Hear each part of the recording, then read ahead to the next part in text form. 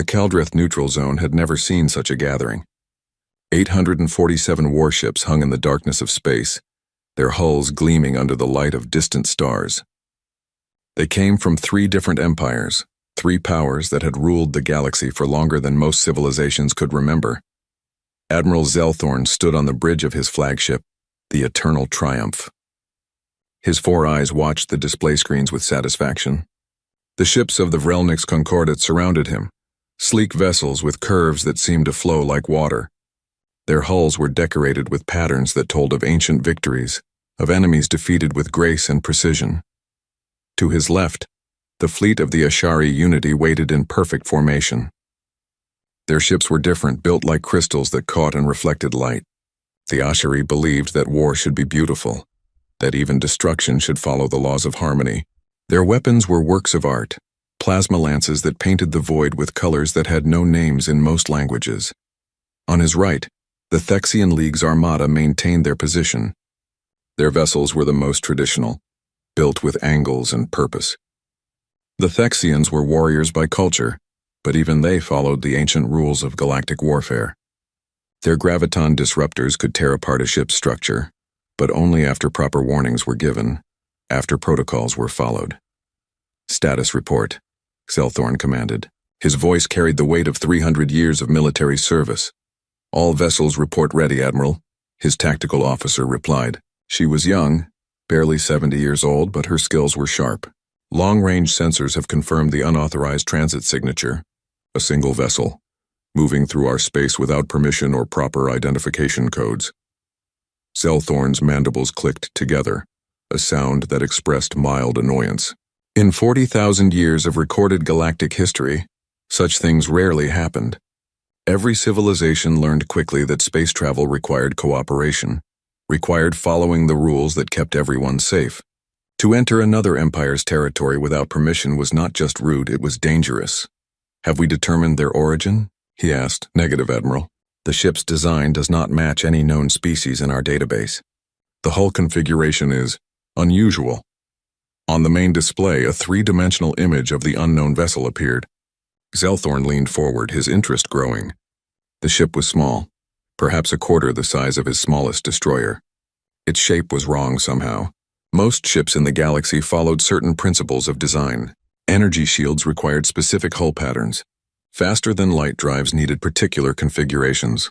This ship seemed to ignore those rules. "It looks primitive," said Commander Thexal of the Thexian fleet.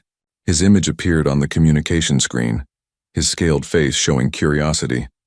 "See how thick the hull is? They are wasting mass on physical armor. Do they not have proper shielding technology?" "Perhaps they are a young species," offered Matriarch Ashalin of the Ashari. Her crystalline form shifted colors as she spoke, showing her amusement. "Remember when we first encountered the Bulviks? They tried to use projectile weapons in space. Chemical explosions! We educated them quickly." Zelthorn allowed himself a moment of shared humor. Yes, the galaxy had seen young species before. They always arrived with primitive ideas, thinking that the methods that worked on their home planets would work in space. They learned. Everyone learned. That was the beauty of the galactic community. "Tactical assessment?"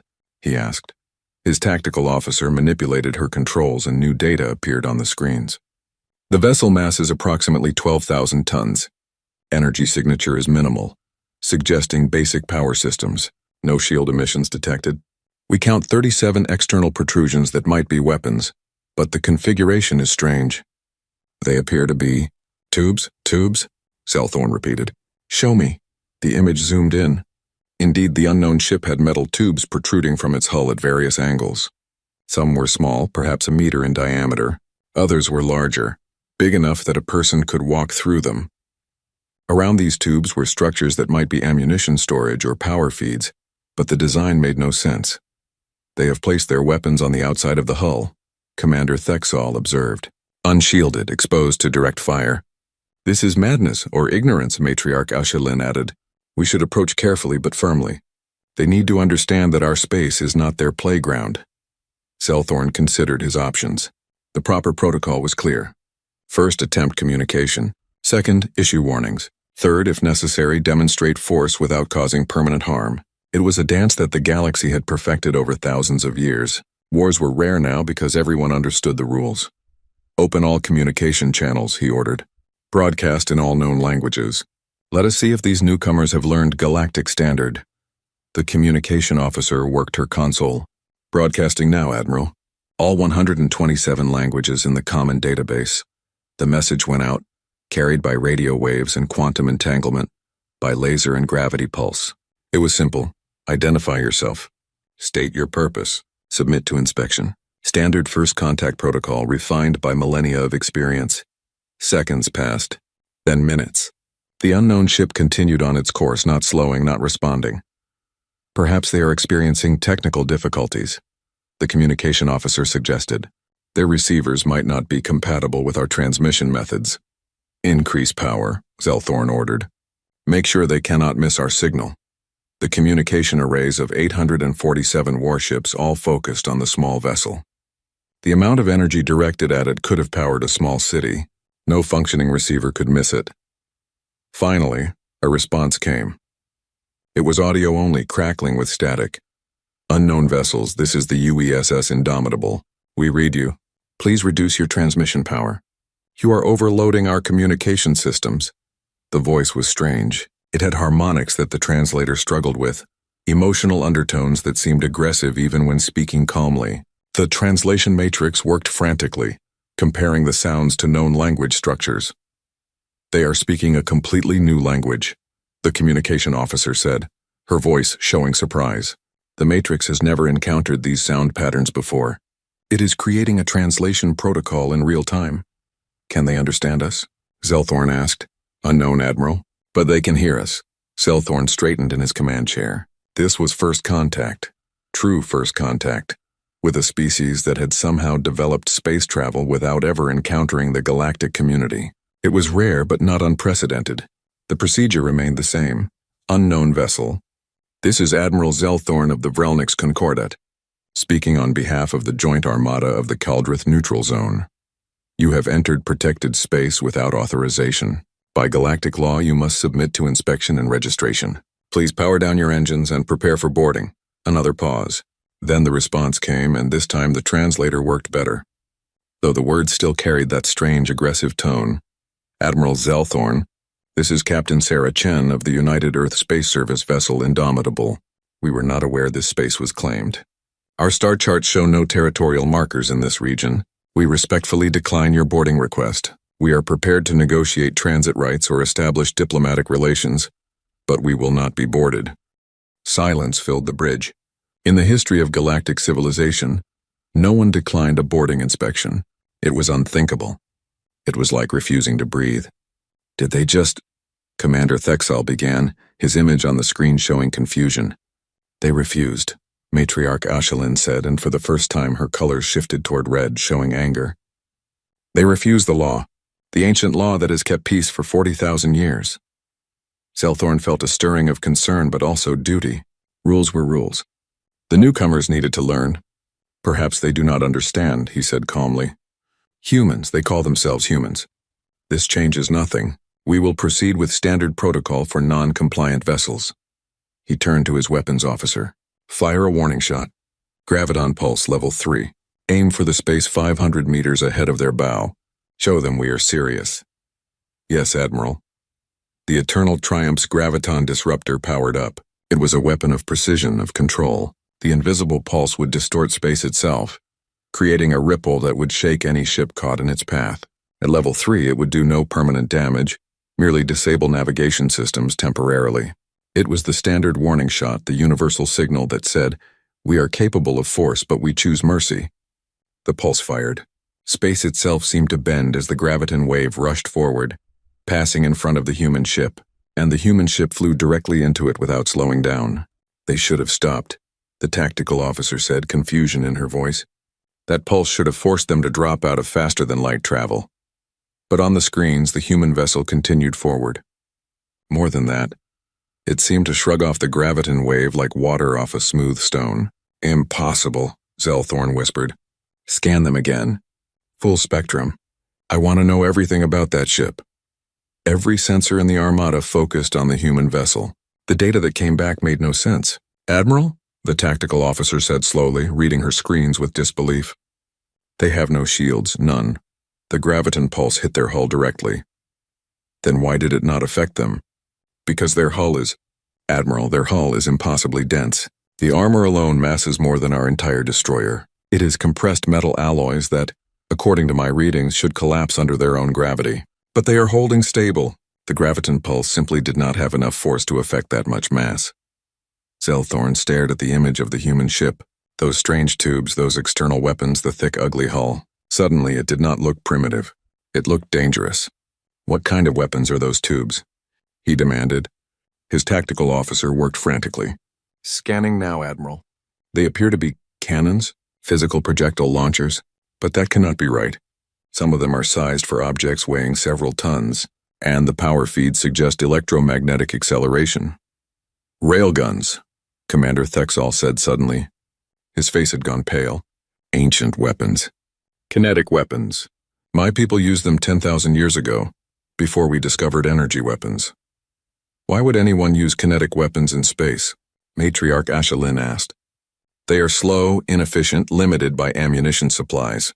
Because, Zelthorn said slowly, understanding dawning, kinetic weapons do not care about energy shields. Physical mass cannot be stopped by energy fields, the implication hung in the air. The galaxy's entire defensive doctrine was based on energy shields. Every warship in the Armada had shields that could stop plasma, lasers, particle beams, graviton pulses. But none of them were designed to stop a solid object moving at high speed. Admiral, his communication officer interrupted, the humans are transmitting again. Put them through. The voice of Captain Chen came through the speakers, and this time, the translator caught more nuances. The voice was calm, but there was something underneath it. Not fear, something else. Regret, perhaps. Admiral Zelthorn, we detected your weapons fire. We are interpreting that as a hostile act. Our automated defense systems are now active. This is your final warning. Do not fire again. We do not want conflict, but we will defend ourselves. Please respond. Zelthorn looked at his displays. 847 warships. The combined military might of 3 galactic empires, against one small vessel with primitive weapons and no shields. But that small vessel had just shrugged off a graviton pulse, and it had weapons designed specifically to counter the galaxy's defensive technology. What do we do? Commander Thexall asked. Zelthorn made his decision. We follow protocol. We gave them a warning. They refused. Now we show them what happens when the law is broken. All ships target the unknown vessel. Fire on my command. Full spread all weapons. We will disable them, board them, and then we will explain galactic law to these humans properly. Across the Armada, weapons powered up. Plasma lances glowed. Graviton disruptors hummed. Particle beams charged. 847 warships prepared to fire on a single target. On the screens, the human ship suddenly changed course. It did not run away. It turned and accelerated directly toward the Armada. Admiral, his tactical officer said, and her voice shook slightly. They are not fleeing. They are attacking. Zelthorn's mandibles spread in what might have been a smile. One ship against 800. Their courage is admirable but foolish. All vessels fire at will. The galaxy was about to learn something about humans, and the humans were about to learn about galactic law. Neither lesson would be gentle. The first volley from the Armada lit up space like a supernova. Plasma lances streaked across the void in streams of superheated matter. Graviton disruptors sent invisible waves of distorted spacetime toward the human vessel. Particle beams carved through the darkness, each one carrying enough energy to vaporize a small moon. Captain Sarah Chen watched from the bridge of the Indomitable as the wall of fire approached her ship. She was 43 years old, a veteran of the Mars Rebellion and the Titan blockade. She had seen combat before, but never like this. Never 800 ships firing at once. Brace for impact, she said calmly. All hands secure stations. Damage control teams stand ready. The first weapons hit. The Indomitable shook as plasma washed over its hull. The outer armor layer heated to thousands of degrees, glowing white-hot. Graviton pulses struck the ship from multiple angles, trying to tear it apart with conflicting gravity fields. Particle beams hammered at the armored plates. Seeking weak points, the ship held. Damage report, Chen ordered. Outer armor is at 87%. Her tactical officer, Lieutenant Marcus Webb, replied. He was young, fresh from Earth's Naval Academy, but his hands were steady on the controls. We have thermal scoring on decks 3 through 7. No hull breaches. Inner systems nominal. The armor is doing its job, Captain. Chen allowed herself a small smile. The Indomitable was built in the lunar shipyards, constructed with lessons learned from 200 years of human warfare. Her hull was composed of layered titanium tungsten alloy, mixed with carbon nanotubing and backed by ceramic composites. Each layer was designed to absorb different types of damage. The entire structure was over 2 meters thick in most places, 4 meters at critical points. Humanity had learned a hard lesson early in its space age. Shields failed. Technology broke down. But good armor, dense metal that obeyed the simple laws of physics, armor endured. Return fire, Chen ordered. Railguns only. Let us show them what we brought to this party. Webb's fingers danced across his controls. Target selection? The big one. The ship that fired first. Give them a 3-round burst from the main gun. Solid slugs, no explosives. Let us see how they handle kinetic impact. Aye, Captain. Main railgun charging. Target locked. In the Indomitable's bow, the main railgun came to life. It was a marvel of human engineering, a weapon that belonged more in a physics laboratory than on a warship. Electromagnetic coils lined a barrel 60 meters long. At the back of the barrel, a solid tungsten slug waited, each one weighing 3 tons and shaped for maximum penetration. The coils activated in sequence, each one adding velocity to the projectile. In less than a second, the slug accelerated to 15% the speed of light. It left the barrel with no flash, no explosion, no warning. Just incredible, unstoppable momentum. On the bridge of the Eternal Triumph, Admiral Zelthorn was reviewing damage reports from the rest of his fleet when his tactical officer screamed, "Incoming! Unknown projectile! Speed is—" That cannot be right. Speed is reading as relativistic. Shields to maximum, Zelthorn commanded. All forward shields now. The Eternal Triumph's energy shields flared to full power, creating a barrier of pure force around the ship. The shields could stop any energy weapon in the galaxy. They had been tested against stars going supernova. They were considered impenetrable. The tungsten slug hit the shields and passed through them like they did not exist. Because to a solid object traveling at relativistic speed, energy shields did not exist. The slug struck the Eternal Triumph's hull amidships. The impact released kinetic energy equivalent to a small nuclear weapon. The alien ship's hull, designed to flex and absorb energy weapon strikes, shattered like glass. The slug punched completely through the ship, entering from the port side and exiting from the starboard, leaving a hole 3 meters wide. Atmosphere rushed out into space. Internal bulkheads exploded from the pressure change.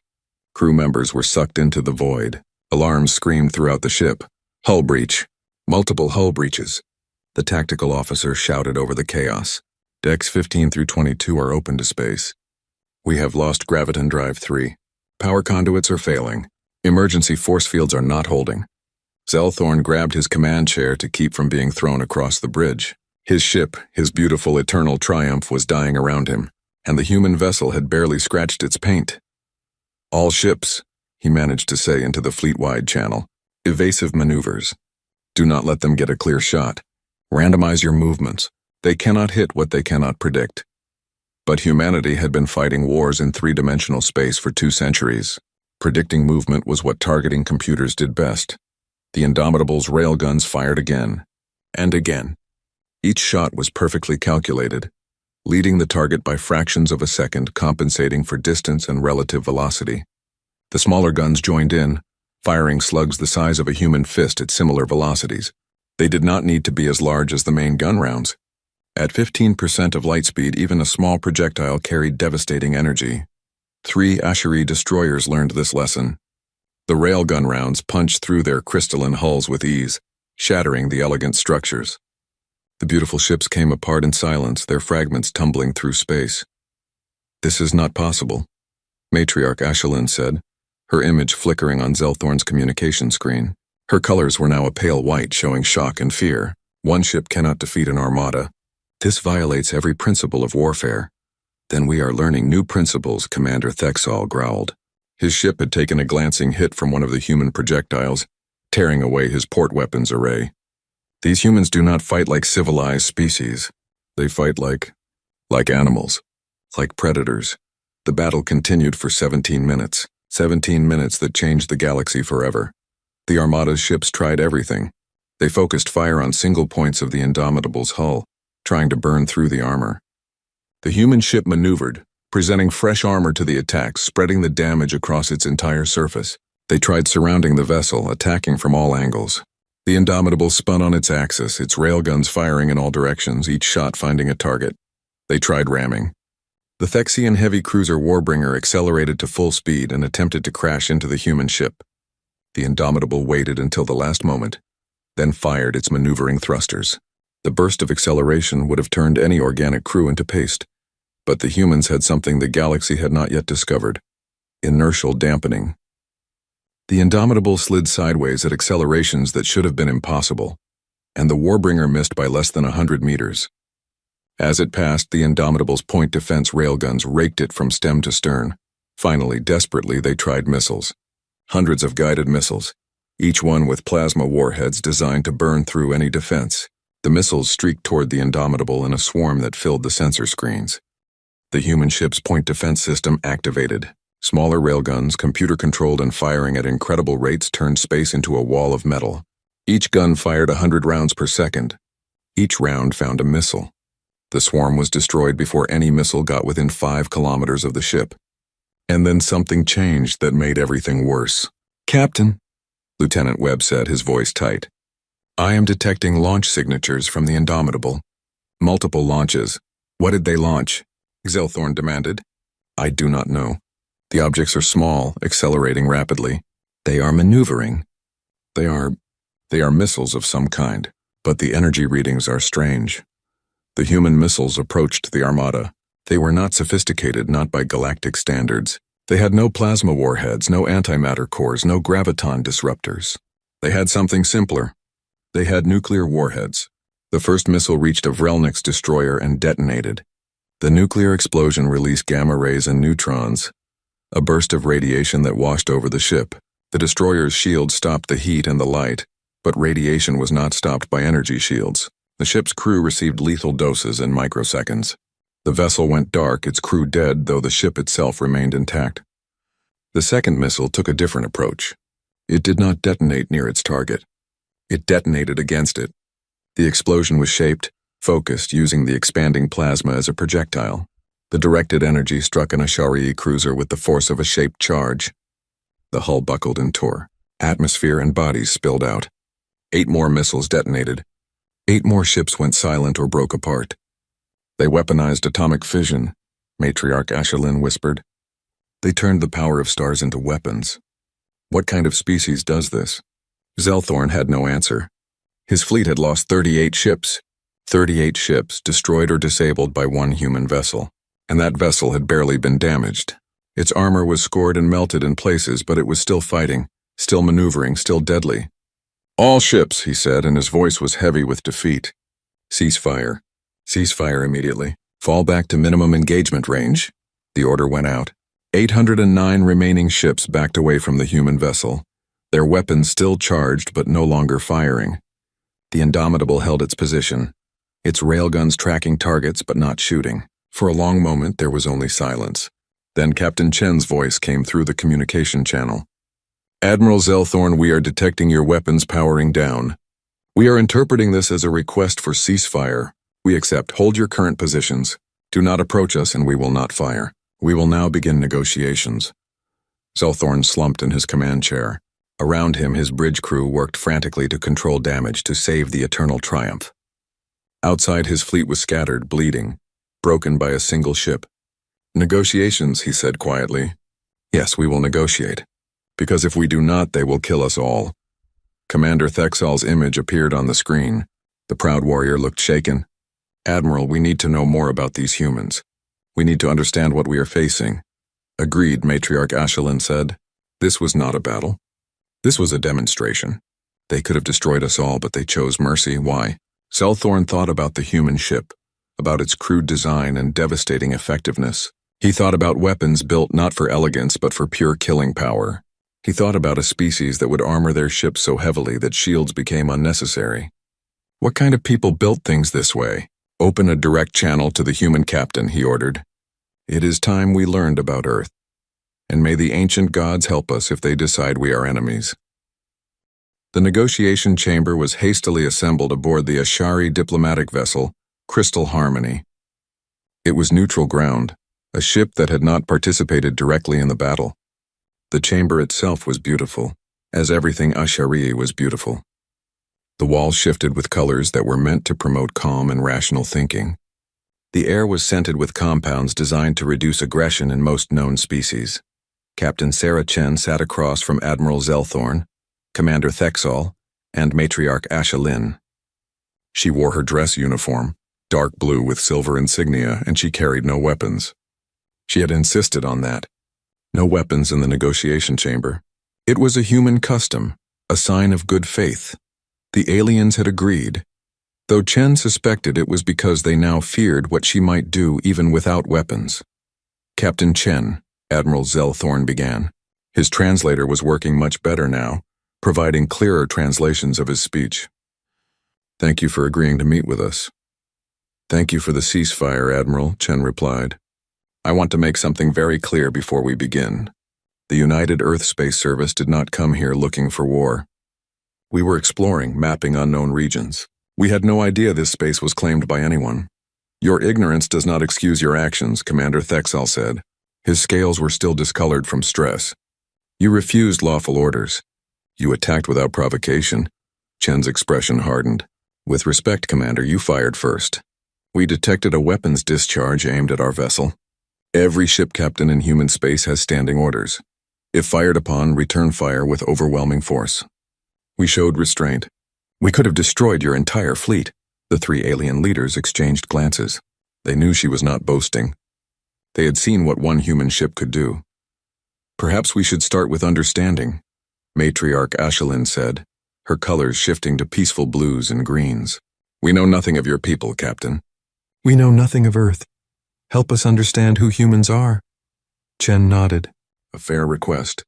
I will answer your questions honestly, but I expect the same honesty in return. Agreed, Zelthorn said. The first hour of negotiations was spent on basics. Chen explained Earth's location, far beyond what the galactic powers considered explored space. She explained humanity's expansion into their own solar system, the colonies on Mars and the moons of Jupiter and Saturn. She explained how humans had developed faster than light travel only 60 years ago, and how they were still exploring the galaxy, still learning they were not alone. The aliens listened with growing confusion. You have only had space travel for 60 years? Zelthorn asked. But your weapons technology, your ship design, these things should take thousands of years to develop. Humans adapt quickly, Chen said simply. We have to. Our homeworld taught us that. Tell us about Earth, Matriarch Ashelin requested. We ran biological scans during the battle. Your crew showed unusual physical characteristics. Help us understand your evolution. Chen pulled up a holographic display from her personal computer. An image of Earth appeared above the table, a blue and green world wrapped in white clouds. This is Earth, she said.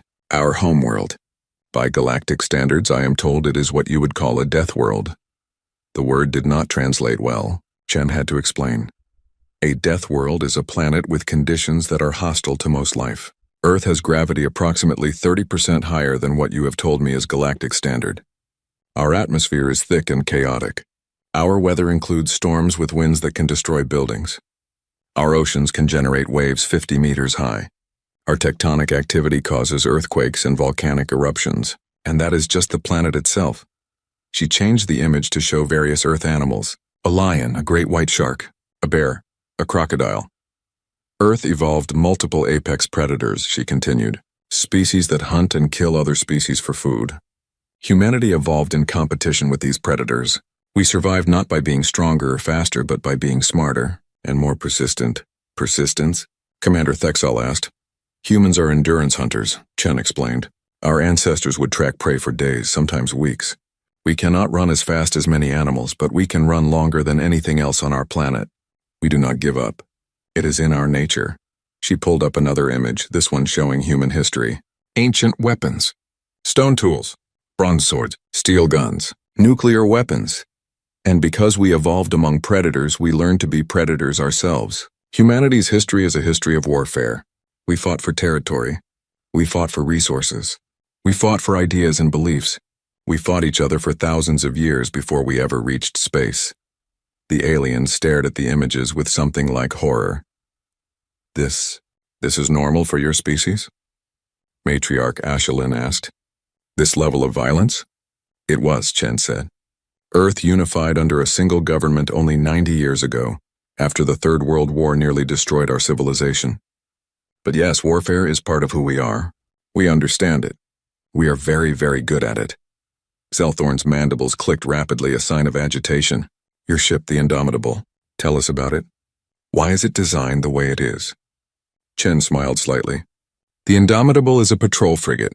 It is designed for long-range missions in potentially hostile territory. Its armor is heavy because we learned early that energy shields can fail. Technology breaks, but good armor, solid metal that endures. Its weapons are kinetic because kinetic weapons are simple, reliable, and effective. Railguns have no moving parts except the projectile. They cannot be jammed by electronic warfare. They do not run out of energy as long as the ship has power. And they work. You said it is a patrol frigate, Commander Thexal said slowly. What does that mean? How does it compare to your actual warships? Chen met his gaze steadily. The Indomitable is 40 years old. It is outdated by current military standards. It was scheduled to be decommissioned next year.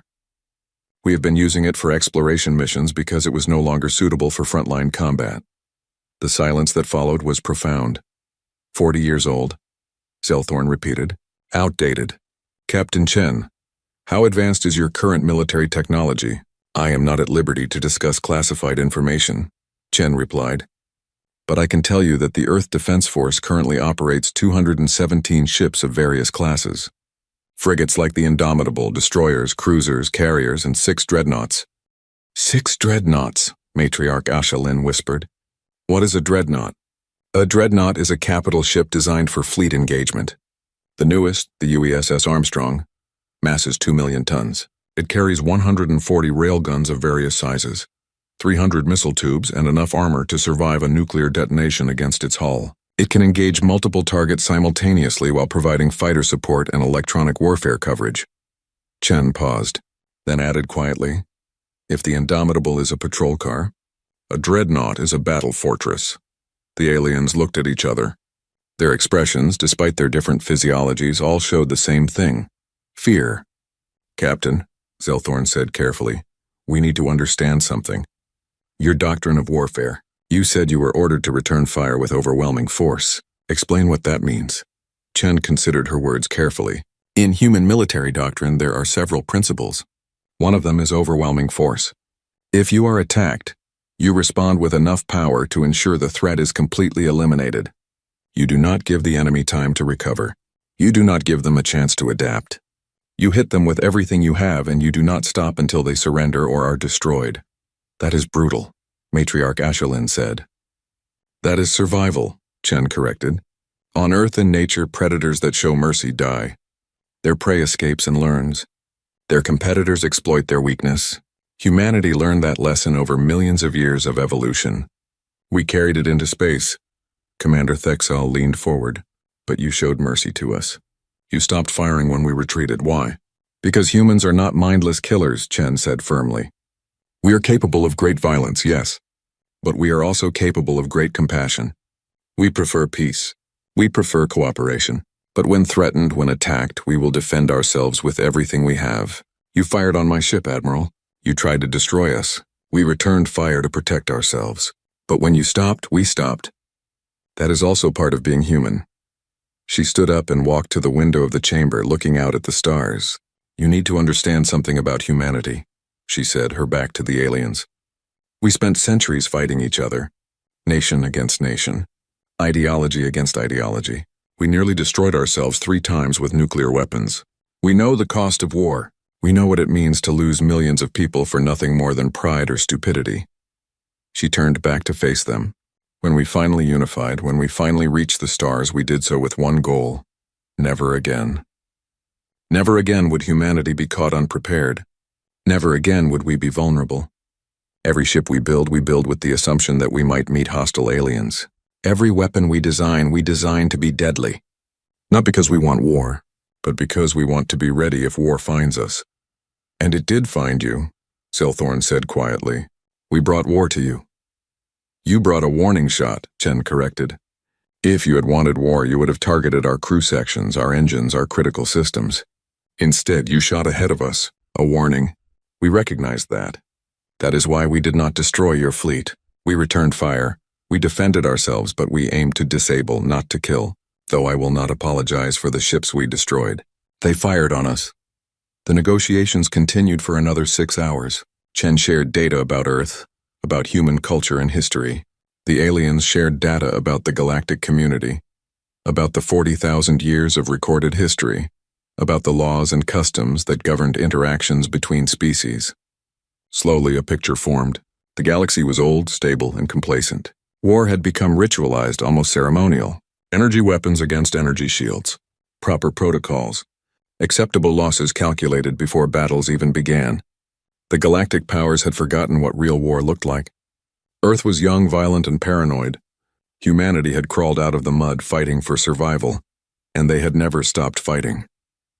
Every advance in technology had been immediately weaponized. Every tool had military applications. Humans did not fight by galactic rules because they did not know galactic rules. They fought by Earth rules, and Earth rules said win at any cost. Finally, as the meeting drew to a close, Commander Thexel asked the question they were all thinking. Captain Chen, what happens now? Your people know about us now. We know about you. What does humanity want? Chen smiled. It was not a predatory smile, despite what the aliens might have feared. It was tired but genuine. What humanity wants is the same thing we have always wanted. A place in the universe, trade, knowledge, friends if possible. We do not want to conquer the galaxy. We just want to be part of it, on our own terms. And if we refuse? Matriarch Ashelin asked. Chen's smile faded. Then we will leave your space and never return. But we will remember that you fired on us. And if you ever threaten Earth or human colonies, we will respond. Not with one patrol frigate. With everything we have. The threat was clear. So was the offer of peace. Admiral Zelthorn stood and bowed, a gesture of respect in Vrelnik's culture. We will carry your words to our governments, Captain Chen. I believe they will choose peace. After today, I do not think anyone wants to see what human war truly looks like. As Chen prepared to leave, Zelthorn stopped her with a question. Captain, one more thing. You said the Indomitable was scheduled for decommissioning. What will replace it? Chen paused at the doorway. The new patrol frigates are called the Ranger class. They mass 15,000 tons, carry improved armor and shielding, and mount twice the weapons. We have already built 40 of them. Production rate is 3 per month. She left the chamber, leaving the 3 alien leaders to contemplate what that meant. Humanity was not slowing down. They were building more ships, better ships, faster ships, and they were just beginning to explore the galaxy. The age of galactic peace was over. The age of humanity had begun. The Galactic Council chamber on Vrelna Prime had stood for 12,000 years. It was a monument to civilization, a place where disputes were resolved with words instead of weapons. The chamber could hold representatives from all 47 member species of the galactic community. Today it was packed beyond capacity. Admiral Zelthorn stood before the assembled leaders, his image projected on screens throughout the chamber. He had returned directly from the Keldrith neutral zone, his flagship still bearing the scars of battle. Behind him, holographic displays showed the Indomitable, showed the battle, showed the damage to the Armada. He had been speaking for 2 hours. Now he was finished. And so, he concluded, I recommend immediate diplomatic outreach to Earth. We should offer them full membership in the galactic community, with all rights and protections. The alternative is to make an enemy of the most dangerous species we have ever encountered. The chamber erupted in debate. Some voices called for caution. Others demanded military action. Still others simply could not believe what they were hearing. High Chancellor Morvex of the Vrelnik's Concordat raised a crystalline hand for silence. She was old even by Vrelnik's standards, and her wisdom was respected across the galaxy. Admiral Zelthorn, she said, her voice carrying easily in the chamber's acoustics, you have shown us the tactical data. You have shared the specifications of human weapons. But I must ask, are humans truly as dangerous as you claim? Could this not be an anomaly? Perhaps the Indomitable was simply an exceptional ship. Zelthorn's mandibles clicked in disagreement. High Chancellor, with respect, the Indomitable is 40 years old and was scheduled for retirement. It is not exceptional among human vessels. It is obsolete. A Thexian military analyst stood. Admiral, I have reviewed your data extensively. I must present my findings to the Council. He activated his own display. Charts and graphs appeared showing comparison data. Humans are physiologically unusual, the analyst began. Average human height is 1.8 meters. Mass is 75 kilograms. This is within normal parameters for galactic species. However, other factors are significant. He pulled up a skeletal structure. Human bone density is 40% higher than galactic average. Their muscle fiber composition includes a higher proportion of fast twitch muscles, optimized for rapid, explosive movement. Their cardiovascular system is designed for sustained high-level activity. In practical terms, an average human is stronger, faster, and has greater endurance than most species of similar size. Another chart appeared. Their sensory capabilities are particularly notable. Humans have binocular vision with exceptional depth perception. They can track moving objects with accuracy that rivals our best targeting computers. Their hearing range is broad. Most significantly, their neural processing speed for visual and spatial information is among the fastest we have measured. These are the traits of a predator, someone in the chamber said. Yes, the analyst confirmed. Humans are apex predators, but they are social apex predators, which makes them more dangerous. They hunt in groups. They coordinate, they plan. A lone human is dangerous. A group of humans is terrifying. Matriarch Ashelin stood. Her journey from the Kaldrith zone had been long, but she insisted on speaking in person. Council members, I must share something that troubles me deeply. During our negotiations with Captain Chen, we performed detailed biological scans. We detected chemical signatures in the human crew's bloodstream. Adrenaline, cortisol, norepinephrine. These are stress hormones. Fight-or-flight response chemicals. She paused, letting that sink in. The human crew was experiencing these during combat. It made them faster, stronger, more alert. Their bodies were enhancing their combat capabilities automatically. But here is what troubles me. The levels we detected were not dangerously high. They were normal for humans during stress. This means their bodies are adapted to regular combat stress. They are built for fighting. A Bolvix counselor spoke up. Surely this is just evolution. Many species have stress responses. Not like this, Matriarch Ashelin replied. We analyzed the data further. Human neural architecture includes an enlarged amygdala, the fear processing center, but it is balanced by an equally developed prefrontal cortex, the reasoning center. They can experience fear while still making rational decisions. They can be terrified and still fight effectively. This is not common in nature. Commander Thexal stood now. I would like to share what we learned about human history. It is relevant to understanding their nature. He activated a timeline. It showed human civilization, from primitive stone tools to spaceflight. Humans developed civilization approximately 12,000 years ago, he began. In that time, they fought approximately 14,000 recorded wars. Some were small local conflicts, others were global, involving hundreds of nations. Their largest war, which they call World War II, killed 85 million people over 6 years. The chamber fell silent. 85 million, someone whispered. That is more than the total casualties of all galactic conflicts in the last 10,000 years. Thexal continued. And humans considered this a learning experience. They studied it. They analyzed it. They determined never to repeat it. So they fought 2 more world wars, each time refining their weapons, their tactics, their strategies. He showed images now. Ancient human weapons, swords and spears, then rifles and cannons, then tanks and aircraft, then nuclear weapons. They weaponized everything, Thexal said. Every technological advance had military applications. They split the atom and immediately built bombs.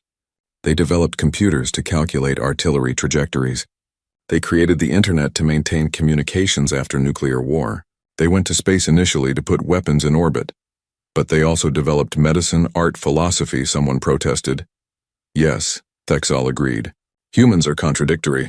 They are capable of incredible violence and incredible compassion. They write poetry and wage war. They create beautiful music and design weapons to kill millions. They are in many ways the most dangerous species I have ever studied. A new voice spoke up. It was Dr. Kelvin, the galaxy's leading xenobiologist. I would like to add my analysis. I have studied the data on Earth's biosphere. The results are disturbing. He displayed images of Earth's animals. Earth has more apex predators per square kilometer than any known planet. Lions, tigers, bears, sharks, crocodiles, eagles, wolves, and dozens more. Humans evolved in competition with all of them. They did not have natural weapons like claws or fangs. They did not have natural armor like shells or thick hides. They survived by being smarter. Intelligence is not unusual, someone said. No, Dr. Kelvin agreed. But the way humans use intelligence is unusual. They are tool users, yes, but they are exceptional tool users. They see every object as a potential tool or weapon. A rock becomes a hammer, a stick becomes a spear, metal becomes a blade, atoms become bombs. This is how they think. Everything can be used. Everything can be weaponized. He pulled up more data. I analyzed their dietary habits. Humans are omnivores. They can eat almost anything. Plants, meat, fungi, even some things that would poison other species. Their digestive systems are incredibly adaptable. This means they can survive in almost any environment. They are not limited by specialized dietary needs. Furthermore, he continued, humans practice what they call persistence hunting. They do not run as fast as their prey. Instead, they track prey for hours or days, forcing the prey to run until it collapses from exhaustion. Then they kill it. This requires incredible endurance, determination, and patience. These traits carry over into their warfare doctrine. High Chancellor Morvex listened to all of this with growing concern. What you are describing is a species optimized for warfare, for survival against all odds, for never giving up. Exactly, Dr. Kelvin confirmed. And there is more. Humans have something they call the human spirit or will to survive. It is not just biological.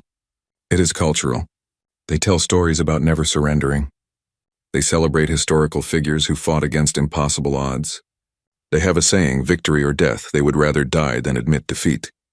This is madness, someone said. This is humanity, Zelthorn replied quietly. The council debated for hours. Some wanted to quarantine human space to declare it off limits. Others wanted to establish trade relations carefully, keeping humanity at arm's length. A few extremists even suggested a preemptive strike, destroying Earth before humans could spread further. That suggestion was quickly rejected. No one wanted to see what humanity would do if their homeworld was attacked. Finally, High Chancellor Morvex called for order. We must make a decision. Based on everything we have learned, I propose the following. We officially recognize Earth and its colonies as sovereign territory. We offer humans full membership in the galactic community. We establish trade and diplomatic relations, but we also implement the following security measures. She listed them. Human ships would be required to follow all traffic protocols. Human weapons would be registered and monitored. Human military expansion would be watched carefully. And most importantly, a joint task force would be established to study human technology and develop countermeasures just in case. We will not provoke them, the High Chancellor said firmly, but we will not be unprepared. Does anyone object? No one did. The vote was unanimous. As the council session ended, Admiral Zelthorn remained in the chamber with Commander Thexol and Matriarch Ashelin. Do you think this will work? Thexol asked. Can we coexist with humans peacefully? Zelthorn considered the question. I think humans want peace. Captain Chen was sincere about that. But I also think they will never be helpless again. They will build more ships. They will improve their weapons. They will expand into space. And if anyone threatens them, they will respond with everything they have. So we make sure never to threaten them, Matriarch Ashelin said. Yes, Zelthorn agreed. We make sure never to threaten them. Because if we do, we will learn what human total war truly means. And I do not think the galaxy would survive that lesson. He looked at the displays one more time, at the image of the Indomitable, scarred but unbroken, at the human crew standing ready to fight 800 ships with no hesitation. They call themselves humans, he said quietly. It comes from their word for earth, for ground, for soil. They are named after dirt. But they reached the stars anyway. They crawled out of the mud of their violent world and built ships that can defeat Armadas. Never underestimate them. Never assume they are like us. They are not. What are they then? Thexol asked. Zelthorn thought about Earth, about its gravity and its predators and its endless wars. He thought about a species that survived and thrived despite everything trying to kill them. He thought about humanity's determination, their refusal to give up, their ability to turn anything into a weapon. They are survivors, he said finally. They are the ultimate survivors. And now they are among the stars. The galaxy will never be the same. The three of them left the chamber, each carrying the weight of what they had learned. Behind them, the holographic display of the Indomitable remained, a silent reminder of the day the galaxy discovered it was not alone in its capacity for violence. Humanity had arrived, and the old empires, the ancient powers, the civilizations that had ruled for 40,000 years would have to make room for them, whether they liked it or not. 6 months had passed since the encounter at the Caldrith neutral zone. The galaxy had changed in ways both subtle and profound. Captain Sarah Chen stood on the observation deck of the UESS Pathfinder, a diplomatic vessel that had replaced the Indomitable for this mission. She watched as the ship approached Vrelna Prime, the capital world of the Vrelniks Concordat. The planet was beautiful, a world of blue oceans and green continents wrapped in white clouds. It reminded her of Earth, though the gravity was lighter and the continents were shaped differently. Behind her, Ambassador Michael Torres reviewed his notes for the upcoming meetings. He was humanity's first official ambassador to the galactic community, a position that had not existed 6 months ago. He was a veteran diplomat, someone who had negotiated peace between Earth's nations during the final days before unification. If anyone could represent humanity in this new arena, it was him. Nervous? Chen asked. Terrified, Torres admitted with a slight smile. But that is part of the job. You were terrified during the battle, I assume? Every second, Chen agreed. But fear is just information. It tells you the situation is dangerous. What you do with that information is what matters, Torres nodded. A very human perspective. I wonder if the galactic community will ever truly understand us. They are trying, Chen said. That is more than we expected. The Pathfinder docked at the orbital station above Vrelna Prime. Unlike the Indomitable, this ship was built for diplomacy, not war. It carried minimal weapons, focusing instead on luxurious quarters, meeting rooms, and communication equipment. But even so, Chen noticed the alien ships giving it a wide berth. The reputation of human vessels had spread quickly. The reception on Vrelna Prime was formal and elaborate. High Chancellor Morvex herself greeted the human delegation, flanked by representatives from dozens of species. The ceremony was conducted in the traditional way, with speeches and symbolic gifts and carefully choreographed movements. Chen noticed how the aliens watched the humans. There was respect there, but also wariness. Some looked at them with curiosity, others with fear.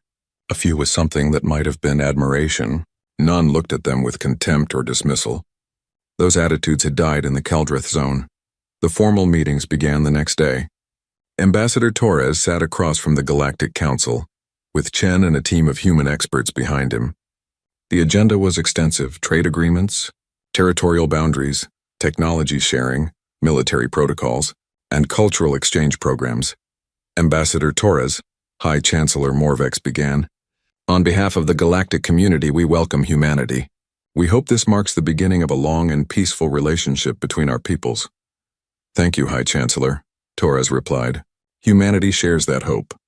We come seeking friendship, knowledge, and mutual prosperity. The first days of negotiation went smoothly. Trade agreements were straightforward. Humanity had resources the galaxy wanted, particularly certain rare elements that were common in Earth's asteroid belt. In return, the galaxy could offer advanced medical technology, agricultural techniques, and scientific knowledge that would benefit human colonies. Technology sharing was more complicated. The galactic powers wanted to understand human weapons, wanted to know how railguns and kinetic weapons worked. The humans were willing to share some information, but not all. Some technologies remained classified. You must understand our position, Torres explained to the Council. Humanity has been attacked once already by your forces. We defended ourselves successfully, but we cannot assume all future encounters will be peaceful. We need to maintain some military advantages for our own security. But if we cannot defend against your weapons, how can we trust you? A Bolvik's counselor asked. Torres smiled slightly. You cannot. But that is true for us as well. We cannot know if you are developing new weapons, new technologies that could threaten us. Trust must be built over time through actions, not words. We propose a gradual exchange, with both sides sharing information slowly, building confidence together. The council agreed, though some members were clearly unhappy. The humans had forced them to think about security in new ways. The old assumptions, the comfortable certainties were gone. Military protocols were the most contentious issue. The galaxy had 40,000 years of established rules for warfare. Humans knew none of those rules and had no intention of following them blindly. "Your doctrine of overwhelming force is unacceptable," Admiral Zelthorn stated during one session. "It is too aggressive, too violent. It will lead to unnecessary casualties." "Our doctrine kept us alive," Chen countered. She had been asked to speak on military matters as someone who had experienced combat. In human history, showing weakness invites attack. Showing strength prevents war. We do not start fights, but we will finish them. "But surely there must be limits," Matriarch Ashelin said. "Rules of engagement. Protected targets. Acceptable weapons and unacceptable weapons." "We have limits," Chen agreed. "We do not target civilians intentionally. We do not use biological or chemical weapons. We follow the laws of war that humanity has developed, but we will not handicap ourselves by following rules designed for a different kind of warfare." The debate went on for hours. Finally, a compromise was reached. Humans would register their military vessels and inform the galactic community of their locations. In return, the galaxy would recognize human territorial space and not enter it without permission. Both sides would agree to negotiate before fighting, but both sides retained the right to self-defense. It was not perfect, but it was a start. The cultural exchange program was perhaps the most interesting aspect of the negotiations.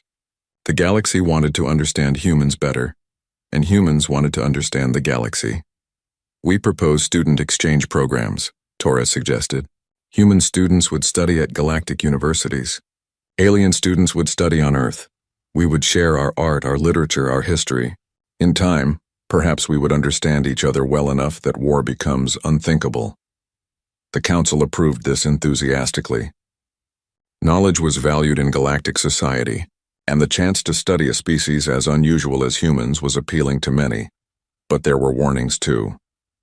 "Ambassador Torres," Dr. Kelvin said during one session, "we must discuss a sensitive topic, human entertainment." "Entertainment?" Torres asked, confused. "Yes, we have analyzed broadcasts from Earth, your movies, your games, your sports. We find them disturbing," Torres blinked. "In what way?"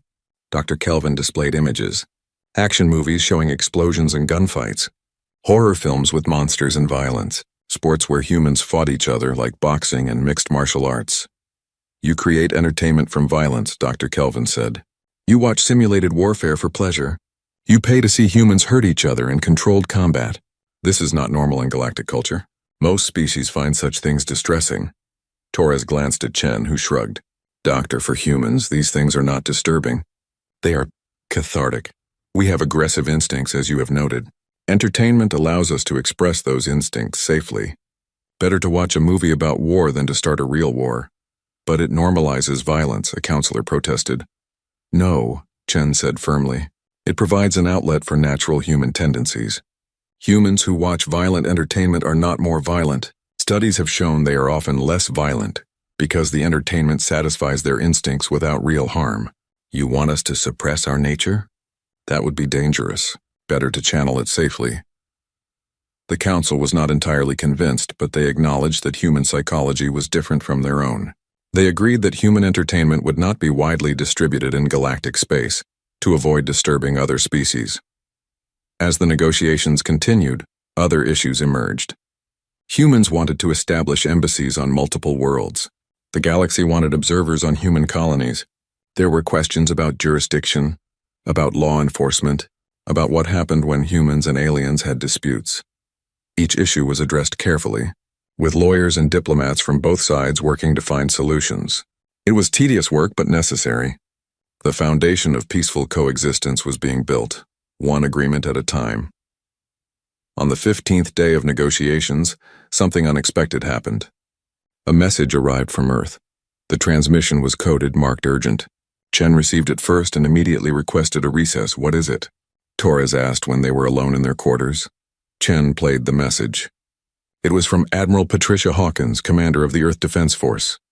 "Captain Chen, Ambassador Torres, this message is classified. New intelligence has been gathered regarding galactic military capabilities. Our analysis suggests that the three empires you encountered represent only a fraction of galactic military strength. There are 47 member species in the galactic community. If they united against us, we would be outnumbered approximately 3,000 to 1. Torres paled. 3,000 to 1? That is not all, Chen said grimly. She continued the message. However, Admiral Hawkins continued, our tactical analysis suggests that numerical superiority may not be decisive. Galactic weapons are poorly suited to combat human vessels. Their reliance on energy shields creates a fundamental vulnerability. Our recommendation: continue diplomatic efforts but accelerate military production. We are increasing shipyard capacity by 40%. Within 5 years, we will have 800 combat vessels. Within 10 years, 2,000. The message ended. Torres sat heavily in a chair.